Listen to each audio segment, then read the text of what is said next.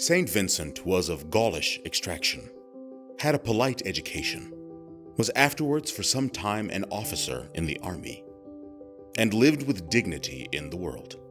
He informs us in his prologue that having been some time tossed about in the storms of a bustling military life, he began seriously to consider the dangers with which he was surrounded, and the vanity and folly of his pursuits. He desired to take shelter in the harbor of religion, which he calls the safest refuge from the world.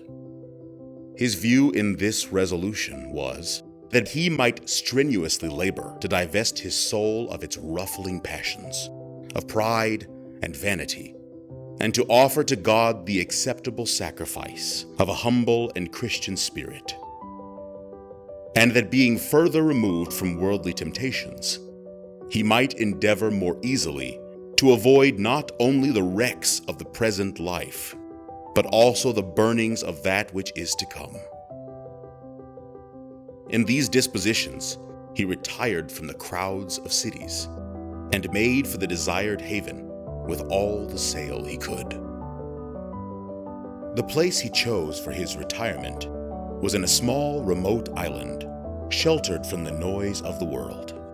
This, Gennadius assures us, to have been the famous monastery of Lerins, situated in the lesser of two agreeable green islands, which formerly bore the name of Lerins, not far from the coast of Lower Provence towards Antibes. In this place, he shut himself up, that he might attend solely to what God commands us, and study to know him. Vincent reflected that time is always snatching something from us. Its fleeting moments pass as quick as they come, never more to return, as water which is gone from its source runs to it no more. Our course is almost run out. The past time appears as a shadow. So will that which is now to come, when it shall be once over, and no tears, no entreaties, no endeavors can recall the least moment we have already let slip unimproved.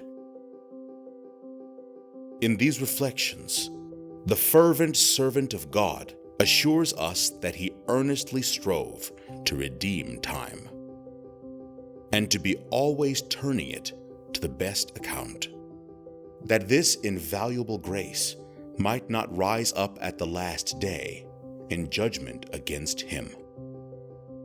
He considered that true faith is necessary to salvation no less than morality, and that the former is the foundation of Christian virtue. And he grieved to see the church at that time pestered with numberless heresies, which sucked their poison from the very antidote, the Holy Scriptures, and which, by various wiles, spread on every side their dangerous snares. To guard the faithful against the false and perplexing glosses of modern subtle refiners, and to open the eyes of those who had already been seduced by them, he, with great clearness, eloquence, and force of reasoning, wrote a book which he entitled A Comminatory Against Heretics, which he composed in 434, 3 years after the General Council of Ephesus had condemned the Nestorians. He had chiefly in view the heretics of his own times, especially the Nestorians and the Apollinarists, but he confuted them by general, clear principles, which overturn all heresies to the end of the world. Together with the ornaments of eloquence and erudition, the inward beauty of his mind and the brightness of his devotion sparkle in every page of his book. Out of humility, he disguises himself under the name of Peregrinus to express the quality of being a pilgrim or stranger on earth, and one by his monastic state, in a more particular manner, estranged from the world. He styles himself the least of all the servants of God, and less than the least of all the saints. unworthy to bear the holy name of a Christian. He lays down this rule or fundamental principle, in which he found, by a diligent inquiry, all Catholic pastors and the ancient fathers to agree that such doctrine is truly Catholic, as hath been believed in all places, at all times, and by all the faithful. By this test of universality, antiquity, and consent, he saith all controverted points in belief must be tried. He shows, to avoid the perplexity of errors, we must interpret the Holy Scriptures by the tradition of the Catholic Church, as the clue to conduct us in the truth. For this tradition, derived from the apostles, manifesteth the true meaning of the Holy Scriptures, and all novelty in faith is a certain mark of heresy. And, in religion, nothing is more to be dreaded than itching ears after new teachers. He saith, They who have made bold with one article of faith will proceed on to others. And what will be the consequence of this reforming of religion, but only that these refiners will never have done till they have reformed it quite away. He elegantly expatiates on the divine charge given to the Church to maintain inviolable the sacred depositum of faith.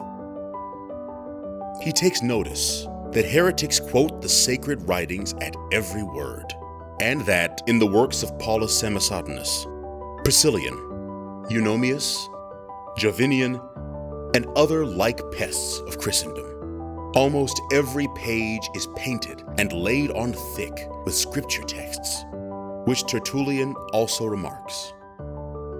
They imitate the father of lies, who quoted scripture against the Son of God when he tempted him.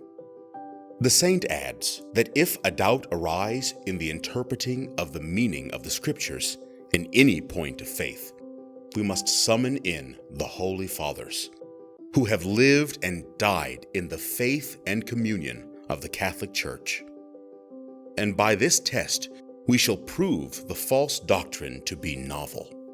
For that only we must look upon as indubitably certain and unalterable, which all or the major part of these fathers have delivered, like the harmonious consent of a general council. But if anyone among them, be he ever so holy, ever so learned, holds anything besides, or in opposition to the rest, that is to be placed in the rank of singular and private opinions, and never to be looked upon as the public, general, authoritative doctrine of the Church. After a point has been decided in a general council, the definition is irrefragable. These general principles, by which all heresies are easily confounded, St. Vincent explains with equal eloquence and perspicuity. His diction is pure and agreeable, his reasoning close and solid, and no controversial book ever expressed so much and such deep sense in so few words. The same rules are laid down by Tertullian in his book on prescriptions, by St. Irenaeus and other fathers. St. Vincent died in the reigns of Theodosius II and Valentinian III, consequently before the close of the year 456. His relics are preserved with respect at Lerins, and his name occurs in the Roman Martyrology. St. Vincent observes that souls which have lost the anchorage of the Catholic faith are tossed and shattered with inward storms of clashing thoughts, that by this restless posture of mind they may be made sensible of their danger, and taking down the sails of pride and vanity which they have unhappily spread before every gust of heresy, they may make all the sail they can into the safe and peaceful harbor of their Holy Mother, the Catholic Church. And being sick from a surfeit of errors, may there discharge those foul and bitter waters to make room for the pure waters of life. There they may unlearn well what they have learned ill, may get a right notion of all those doctrines of the Church they are capable of understanding, and believe those that surpass all understanding.